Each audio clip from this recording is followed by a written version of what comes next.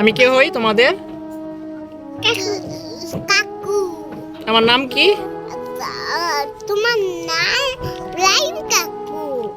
তাওসিফ তুমি বলো। তোমার নাম রাইম কাকু। তাই তোমার নাম কি?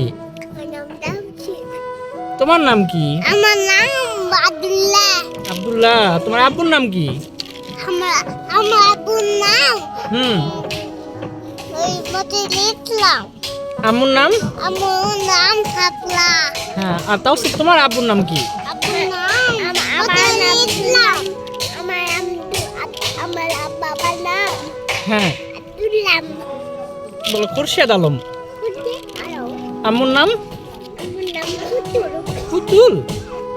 তাকাও সবাই, তাকাও এদিকে, ক্যামেরার দিকে তাকাও। ই না হুম।